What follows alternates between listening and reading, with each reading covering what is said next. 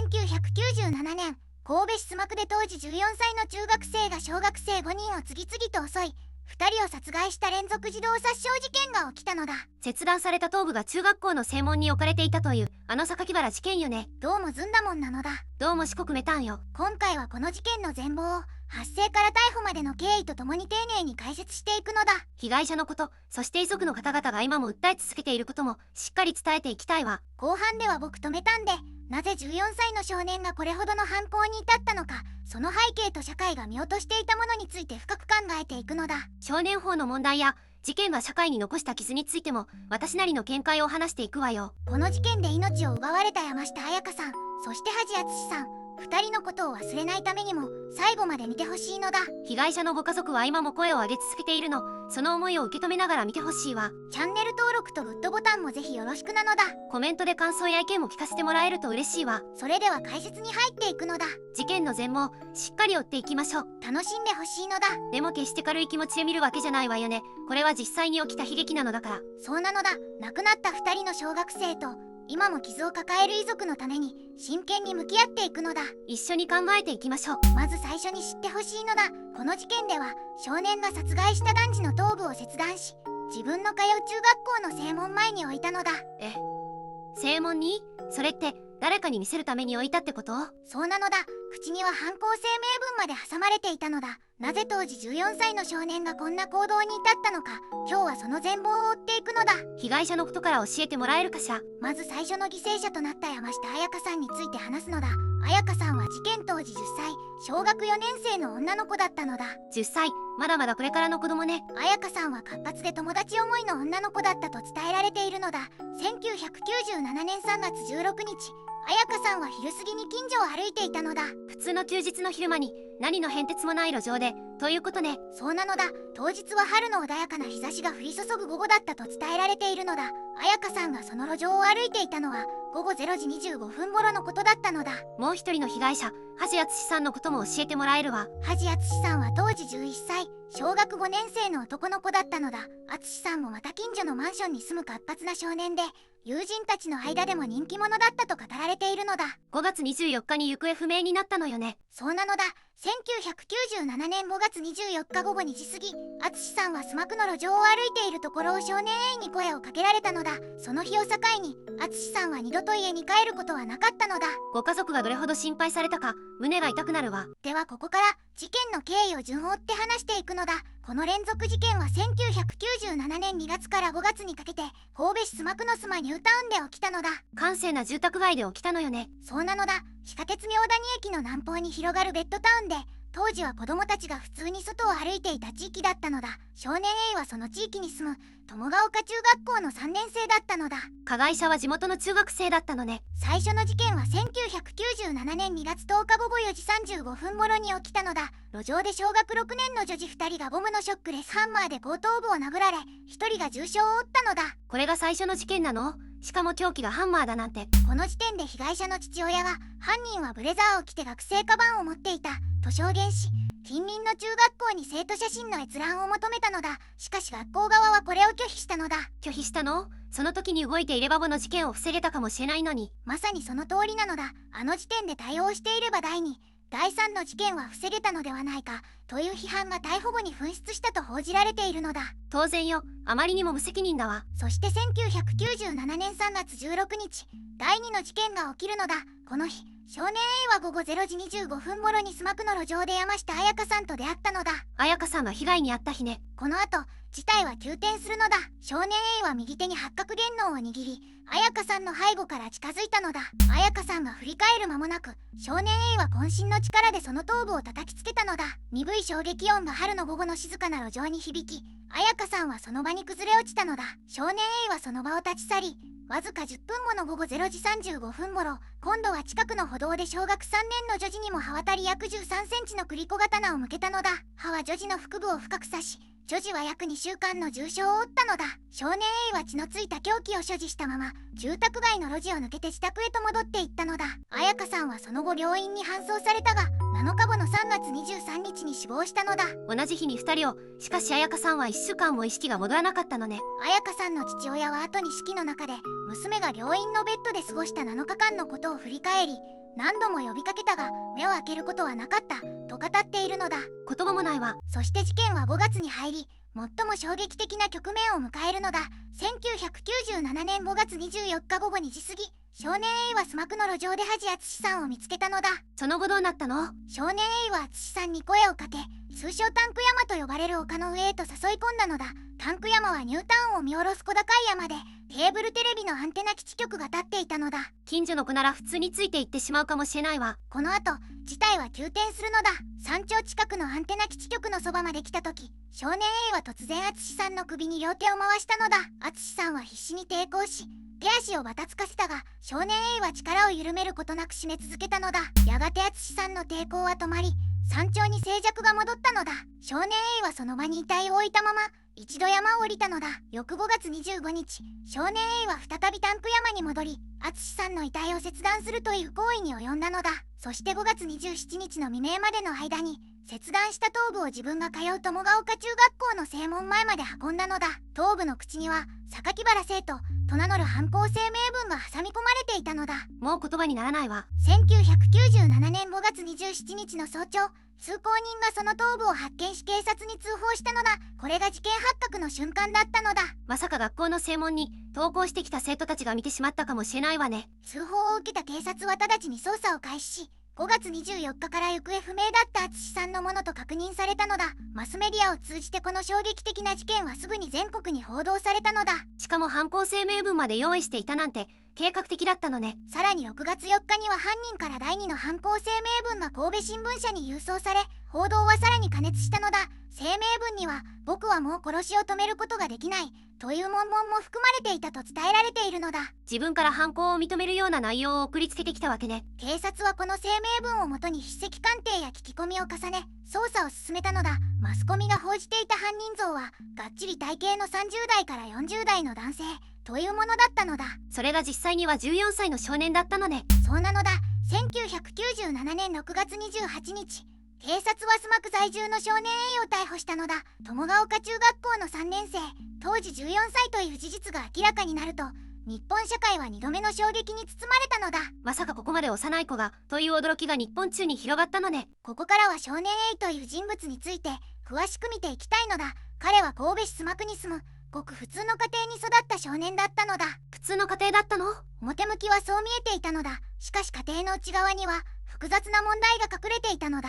どんな問題があったのかしら。少年 A は幼い頃から父親との関係に悩んでいたと伝えられているのだ。父親は厳格で感情を抑圧する人物だったとされ、少年は自分の気持ちを家庭の中で表現できない環境に置かれていたのだ。親子の間に感情的なすれ違いがあったのね。また祖母との関係が少年の内面に大きな影響を与えたとも言われているのだ。祖母は A をひときわ可愛がり、彼にとって精神的な拠り所だったのだ。それがどう関係してくるの？その祖母が1994年に亡くなったのだ。少年 A が11歳の時のことで、審判記録によると彼はこの喪失体験を境に内面が大きく変化し始めたと分析されているのだ。大切な人を失った傷がその後の歪みにつながっていったのね。学校での A は成績が良く、一見すると真面目な生徒として周囲に映っていたのだ。クラスメートの証言によると、特に目立つわけでも浮くわけでもない静かな印象の少年だったそうなのだ。そんな風に見えていたの？しかし内側では幼い頃から動物の解剖に異常な関心を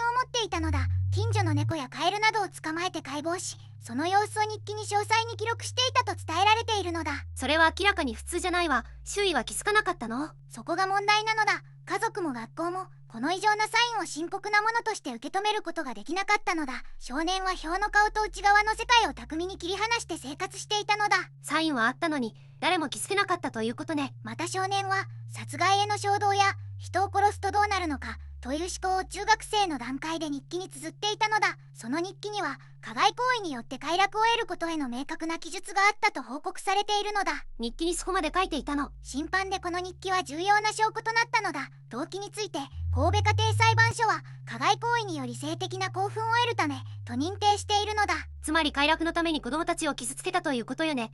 許しがたいわ。逮捕後の少年 A の態度についても触れておきたいのだ。逮捕直後、彼は淡々とした表情で取り調べに応じ、一部の捜査員は感情の起伏がほとんど見られなかったと語っているのだ。怖いわね。自分がしたことへの動揺が見えなかったということ？そうなのだ。一方で被害者遺族や社会への影響に関する説明を受けた際には涙を見せた場面もあったと伝えられているのだ。ただしそれが真の後悔だったのかは審判でも慎重に議論されたのだ。感情の本質がどこにあるのか判断が難しいわね。少年法のルールに基づき少年 A は刑事裁判ではなく家庭裁判所の審判にかけられたのだ。少年法では当時20歳未満の者は原則として家裁が扱い、刑事罰ではなく保護処分が優先されるのだ。少年法の仕組みについてもう少し説明してもらえるかしら。当時の少年法では刑事罰の対象となるのは16歳以上とされていたのだ。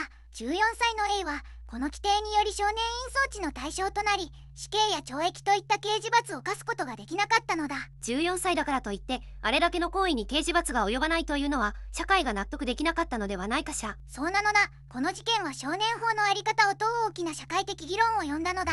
その後の法改正で2000年に刑事罰の対象年齢は14歳以上へと引き下げられたのだ。この事件は制度を変える一因になったのね。1997年10月、神戸家庭裁判所は少年 A を医療少年院に送致する決定を下したのだ。審判決定文は複合的な人格障害と性的異常性が認められると指摘し、専門的治療の必要性を強調したのだ。刑務所ではなく医療機関での処遇だったのね。ここで遺族について話しておきたいのだ。山下彩香さんを亡くした山下家は以来ずっと深い悲しみの中で生きてきたのだ。彩香さんはわずか10歳だったのよね。そうなのだ。彩香さんの父親は後に式で娘が病院のベッドで過ごした7日間について何度も呼びかけたが目を開けることはなかったと綴っているのだ。事件当日も近所の公園で遊ぼうと外に出たごく普通の昼下がりだったのだ。何気ない日常の中で命が奪われてしまったのね。梶敦さんを亡くした父梶守さんは息子の死後も沈黙を選ばず遺族として積極的に発言を続けてきたのだ。梶さんは純の死を無駄にしたくないという言葉を繰り返し語っているのだ。その言葉の重さが伝わってくるわ。梶さんは少年 A が少年院を出院した後も被害者支援制度の整備を求めて活動を続けているのだ。遺族が事件記録の開示を求めたにもかかわらず神戸家庭裁判所が審判記録を廃棄していたことも後に明らかになったのだ。記録が廃棄されていたなんてそれは遺族への二次的な傷つけよ。そうなのだ。この記録廃棄は2015年に発覚し遺族はもちろん社会全体に衝撃を与えたのだ。梶さんは真実を知る機会が永遠に失われたと強い憤りを表明しているのだ。当然の起こりよ。あってはならないことだわ。この事件が残した傷は今も遺族の日常の中に生き続けているのだ。山下彩香さんと梶敦さん2人の子供たちの命は決して忘れられてはならないのだ。事件から30年近くが経った今も遺族の方々は声を上げ続けているのね。ここからは僕とメタンの見解を話したいのだ。事実だけじゃわからない部分について私たちなりに考えてみるわよ。まずなぜ14歳の少年がこれほどの残虐な行為に至ったのか、その背景を推論したいのだ。そうね。普通の中学生とは明らかに違う何かがあったはずだわ。少年 A の生い立ちについて分かっていることから整理すると、幼少期から動物の虐待を繰り返していたことが報告されているのだ。それって何歳頃の話なの？小学校の低学年の頃からカエルや猫を解剖殺傷する行動が確認されており、家族もその異変に気づいていたそうなのだ。これが後の犯行への方がだったと見る専門家は多いのだ。気づいていたのに何も手が打たれなかったということよね。そうなのだ。ここで重要な問いが生まれるのだ。この少年の家庭環境はどうだったのかというと、父親は厳格で感情表現を抑圧するタイプだったと伝えられているのだ。抑圧的な家庭環境が歪んだ感情の出口を塞いでしまったということかしら。僕もそう思うのだ。怒りや恐怖、悲しみを言葉で表現できない子供がそれを暴力という形で外に出してしまうというのは発達心理学的にも指摘されているのだ。でも厳しい家庭で育った子供がみんな犯罪を起こすわけじゃないわよね。その通りなのだ。そこが環境だけでは説明しきれない部分なのだ。少年 A の場合、加害行為そのものから性的な興奮を得ていたという審判での認定がある。これは単純な家庭環境の問題を超えているのだ。性的興奮と暴力が結びついていたということ？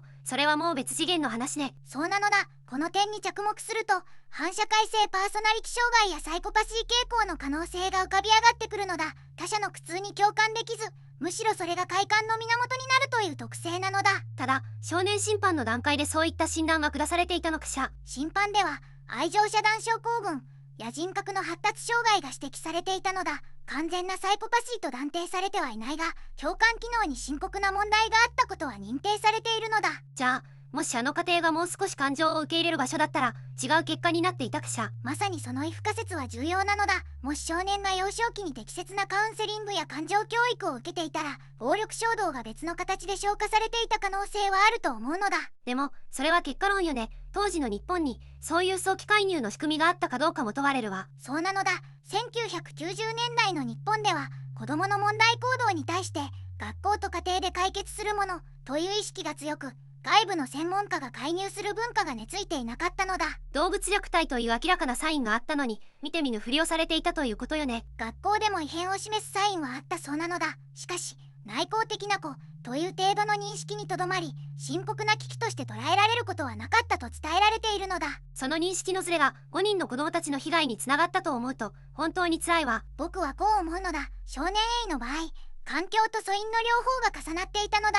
感情表現を許されない家庭という土壌に共感機能の障害という種が落ちた結果、最悪の方向に育ってしまったのだと思うのだ。生まれつきの素因と環境は切り離して考えられないということよね。そうなのだ。生まれつきか環境かという二択自体が間違っていると僕は思うのだ。どちらか一つではこの事件は生まれなかった可能性があると思うのだ。つまり複数の悪条件が重なって初めてこの事態が生まれたということかしら。その通りなのだ。遺伝的な素因があってもそれを増幅させたのは環境なのだ。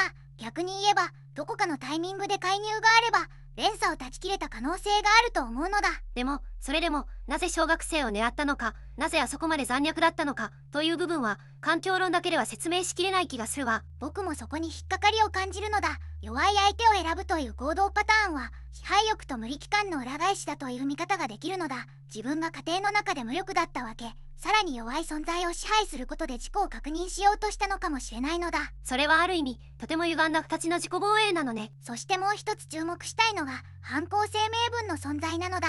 榊原生徒という名前を作り新聞社に送りつけるという行動は認められたいという承認欲求の表れではないかと僕は思うのだ。承認欲求ね。家庭で満たされなかった何かを社会的な恐怖という形で満たそうとしたということかしら。そう考えると犯行の動機が単純な快楽だけでなく存在を証明したいという脅迫的な衝動も混在していたと思うのだ。これは家庭における承認の欠如と深く結びついているのだ。生まれつきか環境かという問いで締めるとすれば、私はどちらかを否定するのは難しいと思うわ。僕はやっぱり素因と環境の相互作用によってこの人物は生まれたのだと思うのだ。そして最も重要なのはどこかで誰かが気づいて手を伸ばした可能性があったという事実なのだ。私も同じよ。ただ素因の部分については社会がもっと真剣に向き合う必要があると思うわ。次になぜこの犯行が長期間にわたって気づかれなかったのかを考えたいのだ。第一の事件は1997年2月で逮捕は6月末よ。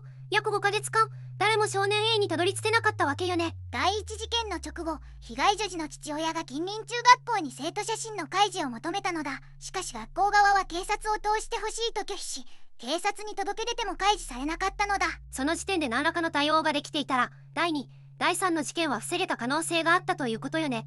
許せないわ。まさにそこなのだ。少年 A は周囲からはおとなしい子、成績普通の中学生として映っていたと伝えられているのだ。内側の異常さと外側の普通さの乖離が非常に大きかったのだ。外から見えなかったということは隠蔽が巧みだったということかしら。それとも周囲が見ようとしなかったのかしら。両方だと思うのだ。少年 A は早い段階から動物への加害行為を繰り返していたと記録されているのだ。しかしその行動が学校や家庭で深刻なシグナルとして受け取られた形跡は乏しいのだ。動物虐待は連続殺傷犯に共通する初期サインとして知られているわ。それが見過ごされていたなんて本当に悔やまれるわ。日記や詩にも暴力的猟奇的な内容が書き連ねられていたのだ。しかしそれが誰かの目にとどまって介入につながることはなかったのだ。家庭でも学校でもその内面に気づける人間が周囲にいなかったということよね。僕が注目したいのは誰も気づけなかったのではなく気づくための仕組みがなかったという点なのだ。個人の注意力の問題ではなく構造の問題だと思うのだ。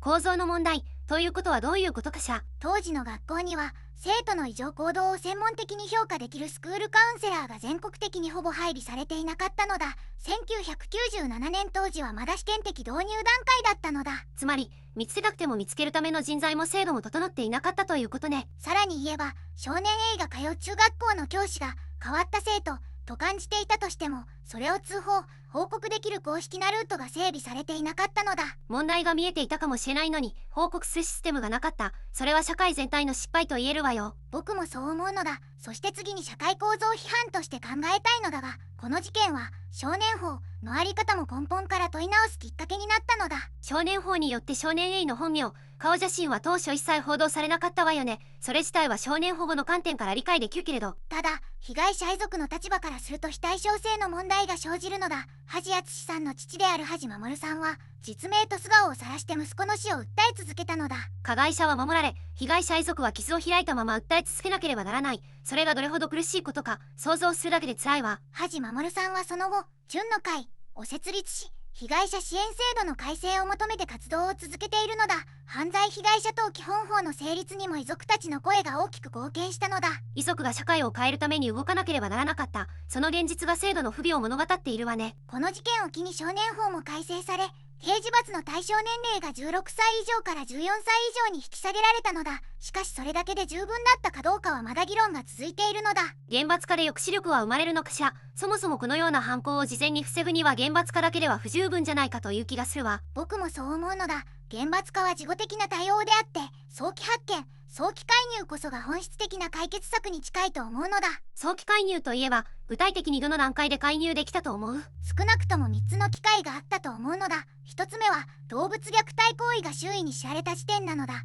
2つ目は第一事件後に被害者父親が学校に写真開示を求めた時点なのだ。3つ目は日記、詩、作文の内容が教師の目に触れた可能性があった時点なのだ。これら3つのうちどれか1つでも機能していれば、梶敦さんや山下彩香さんは命を落とさずに済んだかもしれないのだ。3つも機会があったのに3つとも機能しなかった、それが現実だったのよね。この事件はある意味で日本の子供をめぐるセーフティネットの完全な欠如を可視化した事件だと思うのだ。家庭、学校、地域、司法の全てが連携できていなかったのだ。今のスクールカウンセラーの配備状況や虐待通報義務の強化はこういった事件の反省から生まれた部分もあるわよね。そうなのだ。制度は確かに前進したのだ。しかしそれでもまだ精神的に危機的な状態にある子供を早期に見つけ出せているかと問われれば、僕は十分とは言えないと思うのだ。現場の教師が一人で何十人もの生徒を抱えて精神的なサインを見逃さずにいろというのは無理な話よ。体制そのものを変えなければいけないわ。僕はこう断言したいのだ。この事件の最大の教訓は、異常な加害者を早期に察知し社会が手を伸ばせる仕組みを作ることであり、それは今もまだ道半ばなのだ。私も同じ思いよ。ただ仕組みを作ると同時に一人一人が子どもの変化に敏感でいることも忘れてはいけないと思うわ。というわけで今回は1997年に神戸市須磨区で起きた連続児童殺傷事件を解説したのだ。どうだったメタン？改めて整理すると本当に言葉を失う事件だったわ。少年の内面の闇と社会がそれを見抜けなかった構造的な問題、両方が重なって生まれた悲劇だと感じるわ。仮説パートで話した早期介入の限界は今の社会にも突き刺さる問いだと思うのよ。僕は山下彩香さんと梶敦さんのことを忘れてはいけないと思うのだ。2人はまだ夢の多い小学生で何の罪もなく命を奪われたのだ。彩香さんも敦さんももっと長い未来があったはずよ。どうか2人の魂が安らかであってほしいわ。敦さんの父梶守さんは今も講演活動を続け、少年法の在り方や被害者支援の充実を社会に訴え続けているのだ。その言葉の重みを僕たちは受け止めなければならないのだ。遺族がこれほど長く声を上げ続けているという事実そのものがまだ解決していない問題があるということを示しているわよね。ここまで見てくれてありがとうなのだ。チャンネル登録と高評価をしてくれると嬉しいわ。概要欄に再生リストも貼ってあるからぜひ見てほしいのだ。コメント欄ではこの事件についてみんなの意見を聞かせてね。また明日なのだ。